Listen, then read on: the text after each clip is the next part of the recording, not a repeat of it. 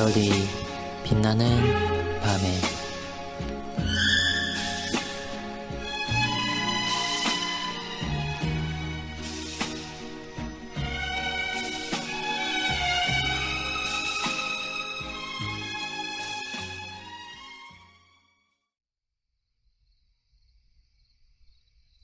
(61문에서 64문까지는 91차를 참고해 주시기 바랍니다.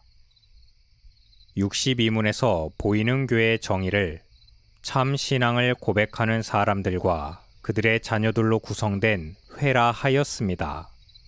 지교회에 가입하려는 사람에게 요구된 참 신앙을 규정하는 일에 있어서 교회는 나름의 질서 있는 규범을 세울 수 있습니다. 그러나 그 규범이 그리스도께서 세우신 것보다 더 넓거나 더 좁게 되어서는 안 될 것입니다. 어떤 교회들은 보이는 교회를 보이지 않는 영적인 교회와 거의 동일시함으로써 그리스도께서 요구하신 분보다도 더 협소하게 만듭니다. 종교개혁 시대에 이단 제세례파들이 그러하였습니다. 그들은 참 신앙의 한계를 사람이 판단해서는 안 되는 영역까지 침범하는 실수를 범했습니다. 오늘날의 몇몇 이단들도 이와 같아서 지상의 교회와 하늘의 교회를 종종 일치시키는 잘못을 범하고 있습니다. 반면에 그리스도께서 만드신 문보다도 더 넓게 만들어서는 안 됩니다. 그것은 머리신 그리스도와 몸을 거의 분리시키는 결과를 초래하게 됩니다. 그래서 더 이상 그리스도의 교회라고 부를 수 없을 지경까지 나아가게 할 수 있습니다. 디모데전서 6장 12절은 네가 부르심을 받았고 많은 증인 앞에서 선한 증언을 하였도다. 여기서 말하는 증언은 신앙 고백을 의미합니다. 특히 본문은 디모데의 성직 수임을 표현한 말입니다. 그러나 포괄적으로 본다면 이는 한 사람이 교회 회원으로 허락되는 요건으로서 많은 증인 앞에서 해야 하는 신앙 고백을 의미하는 것입니다. 장로교 합신교단의 교회정치 제3장 교인편에서는 다음과 같이 교인의 구분을 명시하고 있습니다. 1. 입교인 15세 이상 된 자로서 세례를 받은 자와 유아 세례 교인으로서 입교한 자이다. 2. 유아 세례 교인 입교인의 자녀로 2세 미만의 세례받은 자이며 이는 부모의 신앙을 따라서 하나님께 거룩하게 드림이 된 자이다. 아이의 부모 중 한 편만 입교인이면 유아 세례를 줄 수 있다.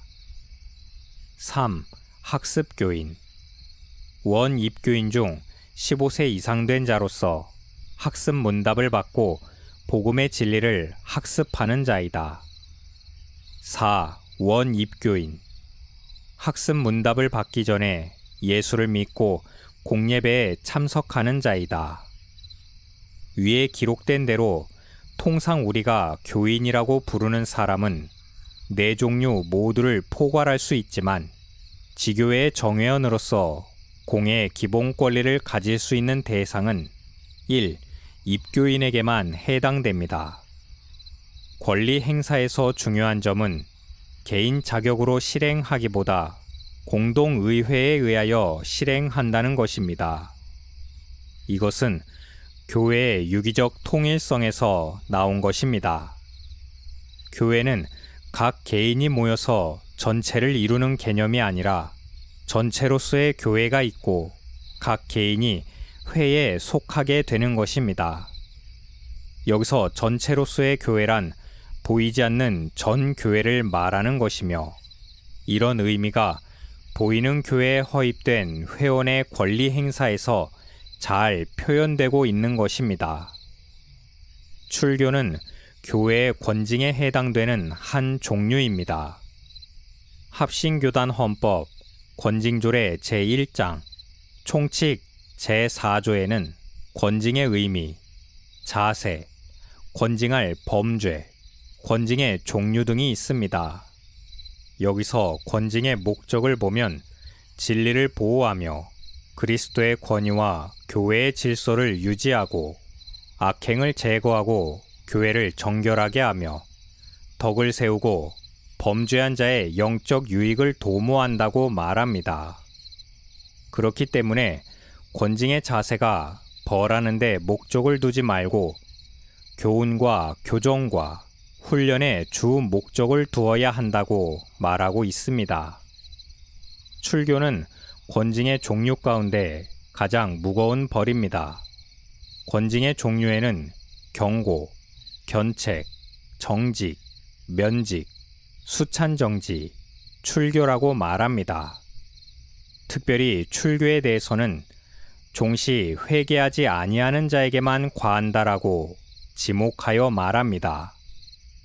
따라서 출교는 그 이하의 권징의 모든 종류를 다 포함하게 되므로 직분을 맡은 자는 모든 직위로부터 파면을 당하게 됩니다. 교회의 권징은 한 개인이 그리스도의 몸인 공회의 한 지체로 허입됨으로써 개인이 아니라 전체 교회가 지향하고 있는 하나님의 영광에 참여하는 것과 마찬가지로 권징의 최고 단계인 출교조차도 출교자는 교회가 지향하는 최고의 목적에 부정적으로 동참하는 것이 됩니다. 그럼에도 권징조례는 출교자에 대하여 성도 중에서 교제가 단절됨을 선언함으로써 그들을 완전히 내치는 것이 아니라 그 후에 하나님께 기도하여 출교당한 자로 하여금 그 죄를 깨닫고 회개하게 되기를 간구하도록 진술하고 있습니다. 이것은 범죄자로 하여금 가시적인 교회에서 출교를 당함으로써 자신의 죄와 허물을 돌이키고 회개하여 다시 영광스러운 교회의 몸이 될 수 있도록 하려는 것입니다. 만일 범죄자가 가시적 교회에서 출교의 징계를 받지 않는다면 그는 자기 죄를 회개할 기회를 얻지 못하게 되기 때문에 하나님으로부터 더 큰 심판을 당할 수 있기 때문입니다. 따라서 교회의 권징은 교회 자체를 위해서나 권징의 대상자 모두에게 유익이 됩니다.